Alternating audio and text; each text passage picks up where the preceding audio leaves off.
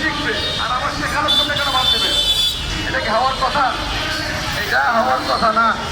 তো আমরা চাই আমাদের দাবি, আমরা গতকালকে ডিজিএলতে আপনারা অনেকেই গেছেন, ডিজিএলতে আমাদের দাবি জানানো হয়েছে।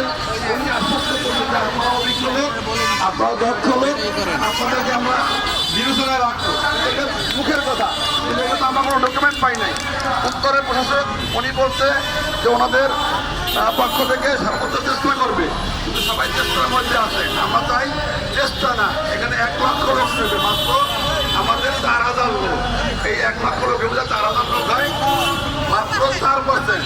এই 4% লোক তারা যদি ওইখানে ঢোকে, তারা ওই 96,000 লোকের থেকে কম পারবে না। কারণ ওরা নতুন হবে, ওরা আসবে, ওরা শিখবে। ওরা ইউপিআই কি এর মিনিংই জানে না।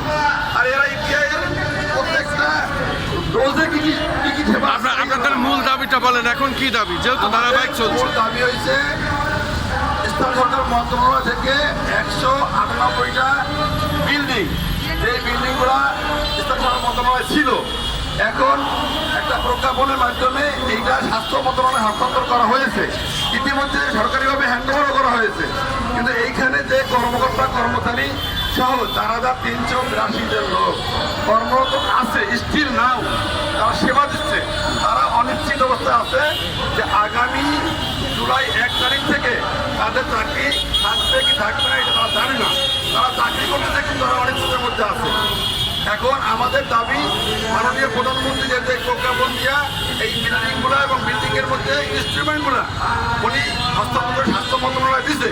আমার এই প্রজেক্টটা এখন স্বাস্থ্য মন্ত্রণালয়, এবং সিলেট অলরেডি হ্যান্ডওভার হয়েছে, অনেক জায়গায় হ্যান্ডওভার হয়ে গেছে।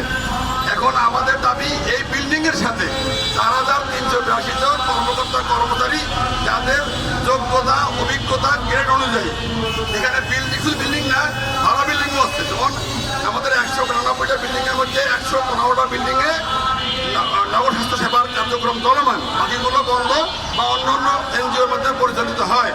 পাশাপাশি 97টা ভাড়া বিল্ডিং আছে। এই 97 ভাড়া বিল্ডিং এবং 115টা স্থায়ী বিল্ডিংয়ের কর্মরত 4,382 জন যে কর্মকর্তা এবং কর্মচারী আছে, তাদেরকে আগামী জুলাই 1 তারিখ থেকে যে নতুন প্রজেক্ট হোক বা স্থায়ী লোকবল নিয়োগ হোক, ওইখানে আমাদেরকে আত্মীকরণ করতে হবে। যদি আত্মীকরণ করা না হয়, তাহলে ওই বিল্ডিংগুলো আমরা হস্তান্তর করতে দিব না। ওইখানে প্রয়োজনে আমরা রক্ত দিব, তা ওই বিল্ডিং আমরা হস্তান্তর করতে দিব। আমরা চাই আমাদের বিল্ডিং এর সাথে আমাদেরকেও আত্মীকরণ করা হোক, এটা আমাদের 1 নম্বর দাবি। এখন এই দাবির জন্য আমরা স্বাস্থ্যমন্ত্রীর কাছে গেছি, আমরা উত্তরা সিটি কর্পোরেশনের মেয়রের কাছে গেছি, প্রশাসক এখন তিনি আছেন, দক্ষিণ প্রশাসক কাছে ডিজির কাছে গেছি। তারা আমাদেরকে মৌখিকভাবে আশ্বস্ত করেছে, কিন্তু কোনো লিখিত বা আমাদের আমরা বিশ্বাস করতে পারি বা আমরা ভরসা পাই এমন কোনো নিশ্চয়তা আমরা এখনো পাই নাই। আপনার নাম পরিচয় দেন, নাম পরিচয় দেন। আমি আব্দুল্লাহ মঞ্জুর, এমআইএস অফিসার, বিএসসিপিএফআই। আজকে দিয়ে কয়দিন আপনারা এটা করতেছেন? আমরা এইখানে এই সপ্তাহে 5 দিন, এর আগে আরো 3 দিন আমরা আন্দোলন চলমান রাখছি, এবং এখন থেকে আমাদের দাবি না মানা পর্যন্ত আমাদের দাবি চলমান থাকবে। আমাদের দাবি চলমান থাকবে, আমরা আন্দোলন থেকে আমরা পিছপা হব না। এই কারণে আমরা অনেক কষ্ট করছি এই কয়টা দিন আমরা অনেক কষ্ট করছি। আমার বিশ্বাস আমরা জয়লাভ করব, কারণ আমাদের দাবি যৌক্তিক, আমাদের দাবির মধ্যে আজ